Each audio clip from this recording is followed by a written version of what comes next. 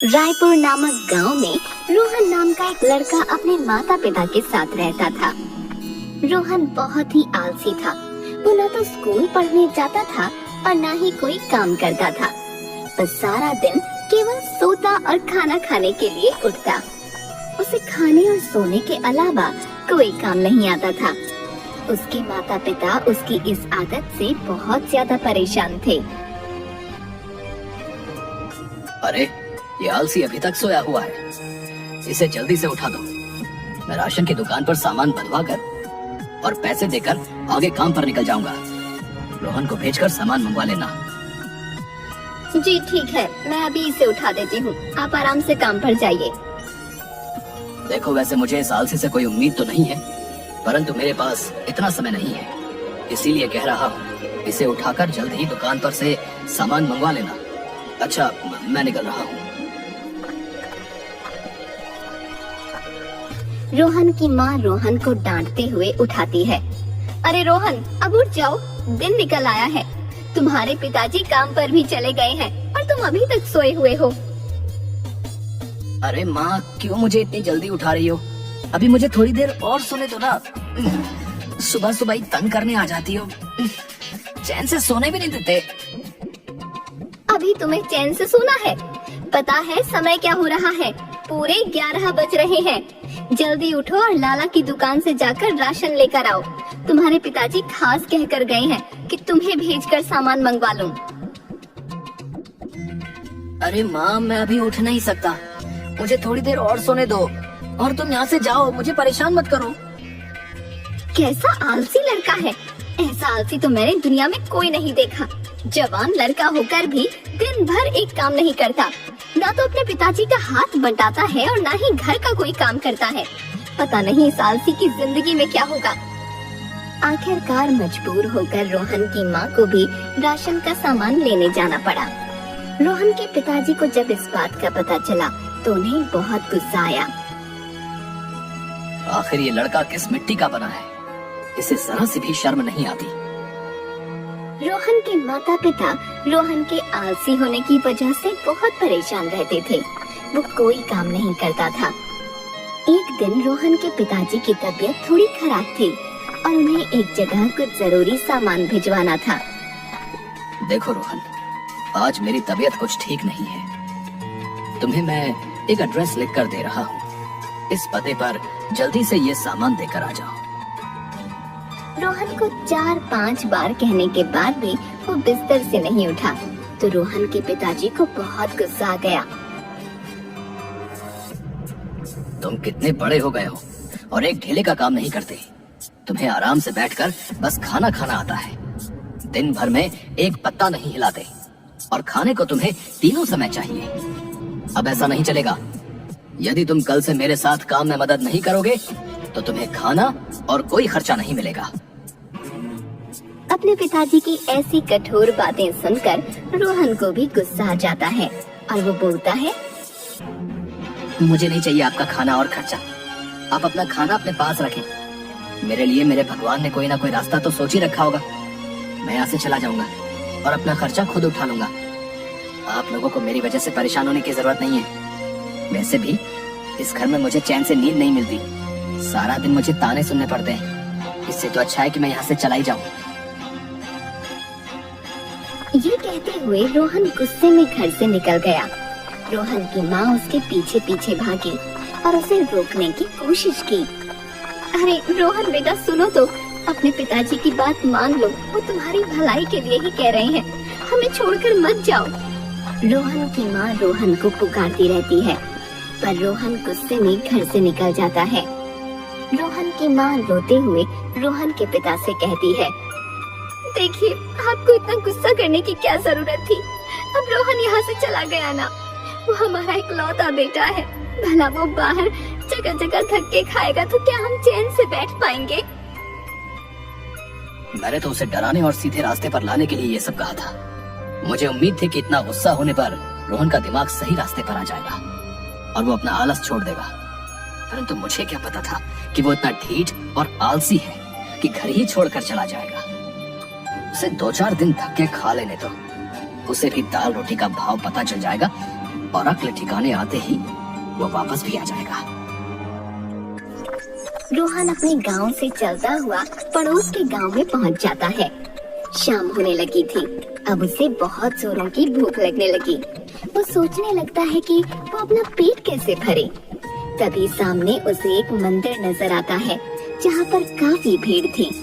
रोहन उस मंदिर के अंदर जाता है। सोचता है कि भगवान उसके खाने का इंतजाम जरूर कर देंगे। हो ना हो उसे मंदिर में कुछ न कुछ मिल ही जाएगा। तभी सामने एक व्यक्ति प्रसाद बांटता हुआ दिखता है। रोहन प्रसाद लेकर वहीं खाने बैठ जाता है। जब उसका पेट भर जाता है तब वो मंदिर के पास ही सो जाता है। रात को जब मंदिर बंद करने का समय आता है तो वहाँ के पुजारी रोहन को मंदिर में सोया हुआ पाते हैं। राजू, देखो वहाँ एक लड़का सोया हुआ है, उसे उठाकर यहाँ मेरे पास लेकर आओ। राजू वहाँ जाकर रोहन को उठाता है और उसे पुजारी जी के पास लेकर आता है।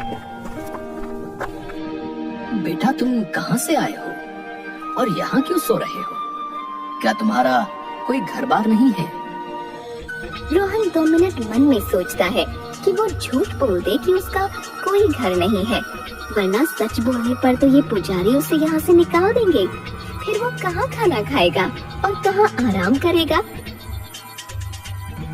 जी नहीं, मेरा इस दुनिया में कोई नहीं है। मैं अपने चाचा के साथ रहता था, परंतु अब उन्होंने भी मुझे अपने घर से निकाल दिया है, तो मेरे पास खाने और रहने के लिए कोई ठिकाना नहीं है। आप मुझे अपने मंदिर में रहने की इजाजत दे दें। ठीक है, तुम यहाँ रह सकते हो। मंदिर में बहुत से भक्तों का आना जाना लगा रहता है। तुम राजू के साथ मिलकर मंदिर की साफ सफाई कर दिया करना और राजू के साथ ही कमरे में रह लेना।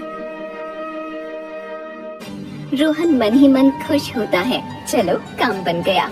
मुफ्त में ही रहने और खाने का उसके भगवान ने इंतजाम कर दिया। रोहन मंदिर में ही रहने लगता है पर अपने आलस को नहीं छोड़ता। राजू अकेला ही सारा दिन मंदिर का काम करता रहता, परंतु रोहन उसका कोई हाथ नहीं बटाता और ना ही वो खाना बनाने में उसकी कोई मदद करता। पर खाना खाने के समय सबसे पहले तैयार बैठ जाता। कुछ दिन ऐसा व्यवहार देखने के बाद राजू पुजारी जी से कहता है, पुजारी जी, ये जो नया लड़का आपने मंदिर में रख लिया है, ये किसी काम में कोई हाथ नहीं बटाता। वैसे तो मैं अकेला ही सारा काम संभाल रहा था, परंतु यदि अब ये भी यहाँ रह रहा है और खाना भी खा रहा है तो इसे मेरे काम में कुछ तो मदद करनी चाहिए। वो ना तो मंदिर की साफ सफाई करता है और ना ही खाना बनाने में कोई रुचि दिखाता है, परंतु खाना खाने के समय कोई आलस नहीं करता। आप यदि उचित समझे तो इसे समझा दें। ठीक है, मैं रोहन से बात करूंगा। रोहन, तुम अच्छे खासे जवान स्वस्थ व्यक्ति हो।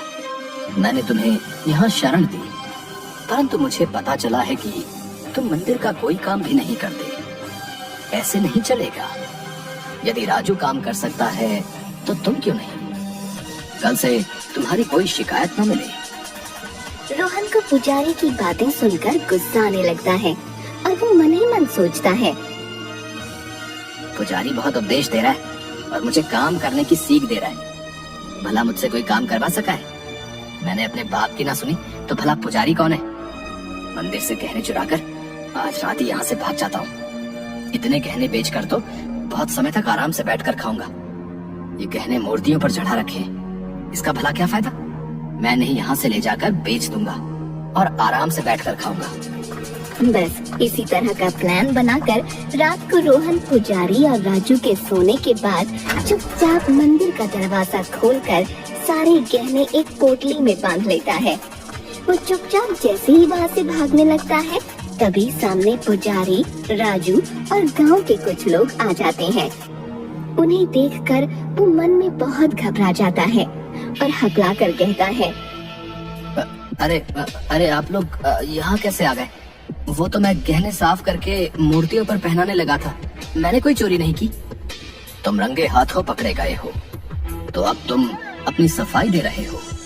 भला पोटली में बांधकर गहने तो एक चोर ही ले जा सकता है। तुमने चोरी की है।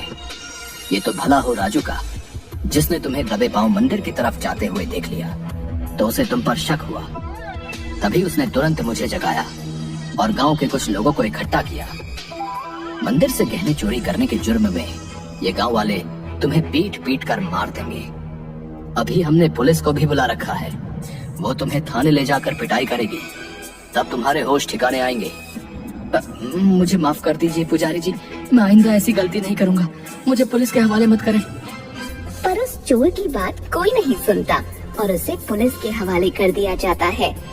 पुलिस रोहन की खूब पिटाई करती है और उससे पूछती है कि उसका इस दुनिया में कोई है तो उसे बुला ले, वरना जेल में पड़ा रहे। रोहन को कोई रास्ता नहीं सूझता तो वो अपने घर संदेशा भिजवाता है। उसके माँ बाप को जैसे ही पता चलता है वो दौड़े दौड़े थाने में आते हैं और उसकी जमानत कराकर उसे छुड़ाकर घर ले जाते हैं। इस घटना के बाद रोहन बहुत ही शर्मिंदा होता है और अपने माता पिता से माफी मांगता है। माँ पिताजी, आप लोग मुझे माफ कर दीजिए, मैं इतना बड़ा हो गया परंतु फिर भी मुझे जरा सी भी समझ नहीं आई। आप लोग मुझे कितना समझाते थे कि आलस की गंदी आदत छोड़कर मैं कुछ काम करूं, परंतु मैंने नहीं सुना। आज जब मुझे आप लोग थाने में छुड़ाने आए तो मुझे एहसास हुआ कि मैं कितना गलत था।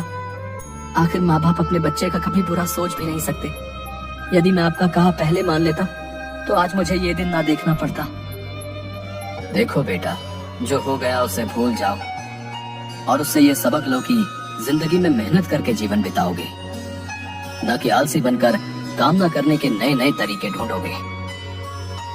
तुम्हें यदि अपने किए का पछतावा है तो अब तुम सुधर जाओगे और जीवन में कभी भी आलस नहीं करोगे।